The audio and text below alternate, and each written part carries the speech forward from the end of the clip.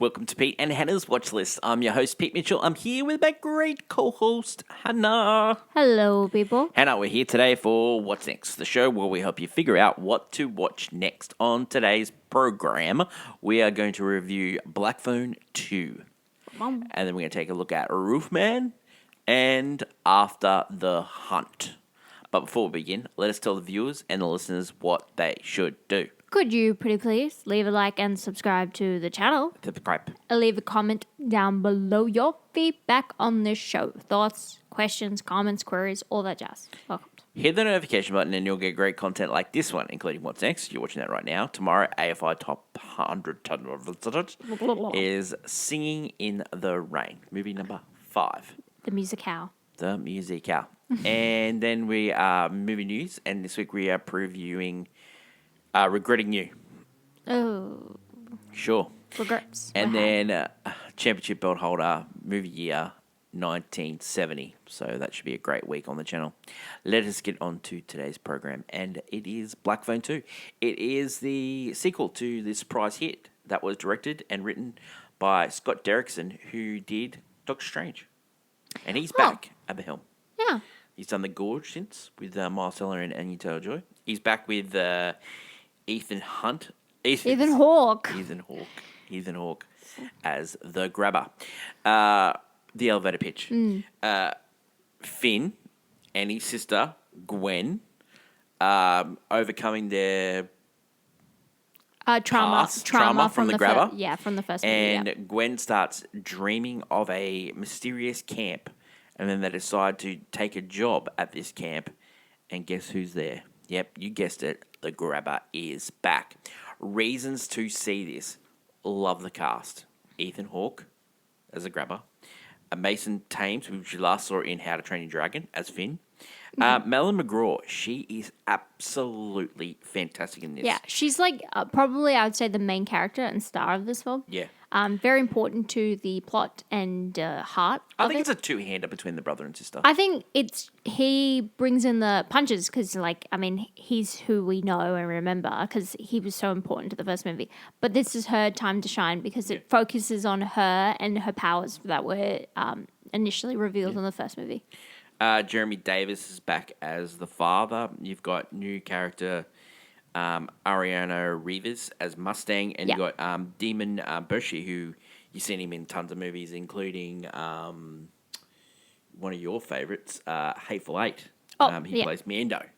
Okay, where this movie succeeds, where a lot of horror movies don't, is they create like a really good story. There's an actual very good story. They're not just bringing the grabber in here. They actually tied it to the first movie. Tied it to the family. But also tied it to the first movie. And then they tie it to this camp, it's woven really cleverly. No, I would say this movie cleverly crafts, and I think the first one did too, because they were trying to find where the grabber had the missing children. Yeah. But in this movie, the mystery is like kind of figuring out basically what happened at this camp, how does it connect to the grabber and all this stuff. And it's a really great, I would say mystery thriller, with some horror elements thrown in. And it's not what you expect, it's not your slasher, where it's just like kind of funny to watch, people go, no, this is more of an intense psychological thriller about like this, family that have been basically traumatized by what has gone on. And these young kids are so good. Like we definitely see, like the fact that he has this and How to Train Your Dragon, and he's in Regretting You, which comes out next week. Back to back. It just shows that he has potential, and he has range. He has range, and I think people will like him and continue. I mean, How to Train Your Dragon, they're going to make the sequel, so he will continue to see him, and he's very good. And the fact that his first performance was in Black Phone, it's great. It's a great thing. Do you know Melanie McGraw, who plays the sister Gwen? She's the voice of Bonnie in Toy Story 4. Yeah. Which, people have some words about Bonnie. They don't love the character of Bonnie, but she, has to exist in the sense of the story. Okay, so we've said reasons to great cast. Scott Derrickson does a great job in directing here. Oh, yeah, no. Love Ethan Hawke. It keeps your it builds and builds and It's builds. a great mystery, Yeah. horror, thriller. I wouldn't say horror. Yeah. I would say thriller. Yeah. The peril of being in the snow as well when it's Oh, the black out. the atmosphere and the kind of flashbacks. It has and the visions elements of are incredible. Nightmare on Elm Street with the sleeping things Yeah. and things happening to you when you're asleep. Yeah. That is always a good trope. Reasons not to. I think reasons not to. It's not. It feels unnecessary that we even got a sequel. Like the first one was kind of I wouldn't say a hit, but it was It was a hit. It was a hit, but I wouldn't say the grabber is they're trying to propel the grabber to be kind of like Megan, like a smash hit kind of character. And I never felt the grabber was, he was a cool character that Ethan did, but he is Cool. as in, yeah, it was a good performance. But it does. I mean, the history of this film, it shares a lot of similarities to a movie, to a book franchise known as It, and movies of It. And this was originally supposed to be the clown guy, the Wayne Gracie story. Yep. And then they changed it because it's to the similarities to It. So they changed it, and that's how we got a character like the grabber. Yep. And that's unique, the fact where it came from. But yeah, no, it just feels weird that we continue this story. But Yep. I will say that this is a very well crafted film. It's just Scott not. Derrickson's a good director. It's just not what you expect. Did a great job with the Doctor Strange movie. I thought he was great. That movie, The Gorge, on Apple TV Plus. It had some great, and it was a great start to that movie. The end, but it was I enjoyed it. What would you give it a rating for Black Phone 2? Golf Club, because I think it's a very well made film. And I think it's a watch as well. And no, it's definitely a watch. I think if you love the first one, you love the story, and if you like the supernatural elements they had, they do hammer that home a lot Do in you this need one. to see the first one to watch this one? Honestly, because it's been such a long time since the first one. No, I don't think you need because to. I didn't remember it going into this one. Yeah. And then I pieced it. I was like, oh yeah, but you don't, because if you just, it literally just sets up the fact that you don't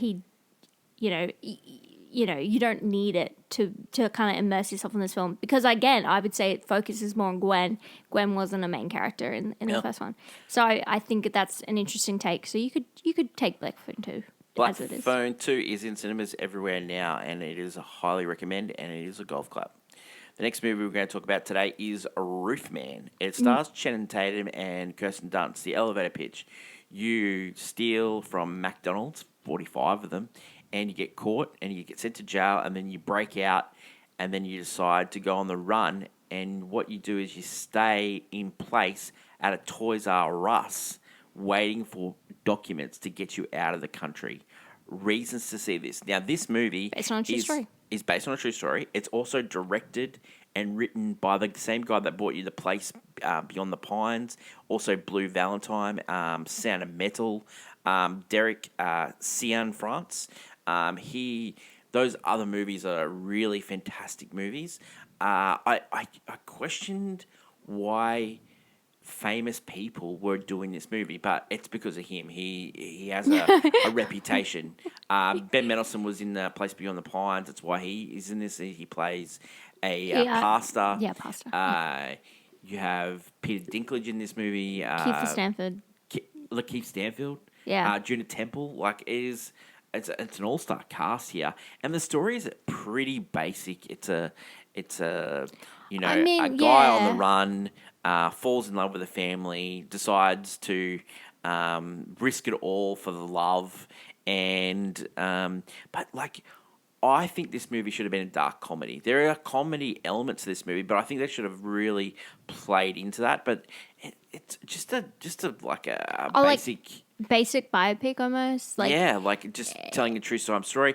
I'd rather the documentary on this than almost like a TV movie. Yeah, it gave those elements. Yeah, definitely. But I think you could have really done a really cool dark comedy here. Yeah, played up the silliness and played up. No, because there are times where it's like, oh, this is funny, and it comes down to because I think Channing Tatum is generally a charismatic actor. I wouldn't say people like he's him. the greatest. I'm saying he's got that charm that people like seeing him in Yeah. movies. So reason not to? Reason not to, it is pretty bland, almost. The pacing is off on this movie. The pacing, yeah, because sometimes it feels quite long. It is. When we know there is a time limit to the movie. It has like a month's, that he has to be in this place, and yeah, it also feels like if it leaves a sour taste in your mouth, like the guy, while he seems charming enough, he did steal. Like if you're not into like a charismatic criminal type, like. It's funny. It's just funny because the movie is just so odd, because it's not harming anyone, but it's not saying anything either. It was just pretty generic, and that's what makes it pretty meh. Like that, Yeah. it's pretty just mid. The guy that gave you like Blue Valentine and Place Beyond the Pines, I was expecting more, and I was also expecting more from Kirsten Dunst and Channing Tatum when you see those two on the movie. And it was just like a real blare. It just leaves you like, Yeah. oh yeah, that's all right. Like I put that movie on the background and just never look at it. Again, kind of. It was thing. great to see a couple of people though. I love Lakeith Stanfield. I don't know what he's Don't get me doing in wrong. this movie. There was a movie, streaming movie, Play Dirty. He was in that as well. I don't And know what then he's why doing in was that he one. in that? Like he's an Academy Award winning awesome actor. Also, Ben Mendelsohn. I love him. Mendelsohn. I love him so much. And, great to see him singing in this movie. But other than that, would you recommend people to watch or miss this one? I think it's a miss. I think it's a total miss. Unfortunately, yeah, unless you are so into the storyline of this guy, like like maybe you saw this on the news once and There's you were like, funny elements to this because it's like a guy that breaks into McDonald's from the roof Yeah, and then it's helps people out it's a by pleasant, giving them a coat and it's stuff like that. pleasant, but it doesn't do anything. It's Yeah. like you're giving me bran or like Yeah. porridge, like, oh yeah, it's I would right, have just but played up the comedy aspects of it. I really would have done a totally different Yeah, it movie just- while I was doing it. it's bare bones, a fine film, but Yep. it does not do anything new, original, different, and I think the performances are fine. They're not stellar, they're Yep. fine. I think, it's weird because you could see they were trying to do something. Maybe towards the end they wanted to try bring out some acting out of Channing Tatum. I don't know. It just seems it was fine. Yeah. It's just meh. Yeah. So It's the best I like rating for this. is like an what? I played on my phone. I played on my phone because you can play on your phone and this is in the background. And you're like, oh Yeah. yeah, solid, done. Roofman is in select cinemas in Australia and America. And, Yeah, I mean, bleh. it's fine. The next movie we're going to talk about is After the Hunt. I saw that movie. It's directed by Luca Guadagnino, written by Noah Garrett, who gave us Beirut, starred John Hamm. The elevator pitch: you are a student, Yep. and you are at At college. college, and you are at an event with your professors. You go home with one of the professors, and he assaults you. Take advantage. And you Yeah. take it to the professor that you have a really high regard for, and it all unfolds from there. Yeah. We follow Julia Roberts in this movie. She plays Alma. She's the Maggie is professor. her student, played by Ayo Adaberry. Hank is the accused, that is played by Andrew Garfield. Michael Stolberg plays Alma's husband, and you got Chloe Sevigny who plays the doctor and friend of Alma. Luca Guadagnino, who gave us Call You By Your Name, also gave us Challenges. Very exciting films. Like, he's a great director.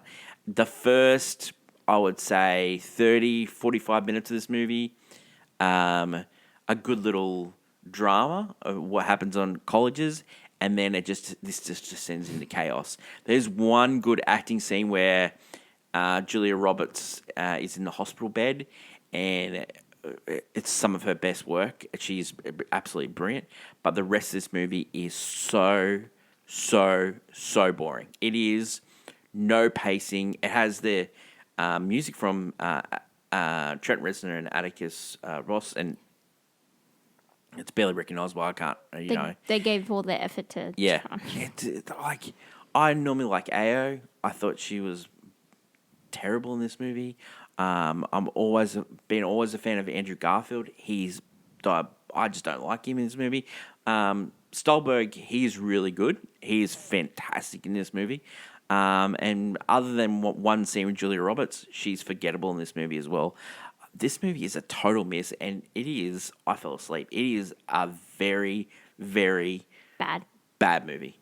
And it has a lot to say when it comes to Me Too. It has a lot to say when it comes to college as well. Colleges. Especially the whole student cancelling student movement. Professor relationships Has all this thing to say, and then it gives you the ending. It gets undone you by shake your head at the ending. Up until the bit where the assault happens, it's a quite college. It's a quite good college movie. It's like people having opinions and throwing opinions out there about philosophy, about ethics. But then after that, it's just unravels into a bad thriller. So bad. Yeah. And Luca Guadagnino is such a good director. Like he's worked with Chloe By Name and Challenges. Like we weren't fans of Bones and all, but some people really liked that movie. Yeah. This makes Bones and All make it look like an all-time classic. No, I would never say that. No, I'm telling you, I've seen both of them. It's really hard. It makes Bones and All look like an all-time classic. I get if you like Bones and All, it's just that I can never get behind that. It has story. a little bit of humor in it. It has, I just can't get behind that storyline. But Hannah, this is worse. This is so. I believe it's a waste of time. I was in the cinema by myself, and not a great time. And I just wanted to be anywhere but that cinema. It was just. It didn't. I just didn't like any of the characters whatsoever. It just. Blah. It's a definite miss, and it's a definite I fell asleep. That is it for today's show. 3 movies, 3 different opinions. We started off strong, and then we ended terribly. So, great times. Black Phone 2 is definitely a watch. And Golf Clap. Roofman is a miss, and I played on my phone. And After the Hunt, avoid like the plague. That is it for today's show. Tomorrow, we are Singing in the Rain. That is my lovely co-host, Hannah. Long live cinema. And until we meet again, it's bye for now. Bye.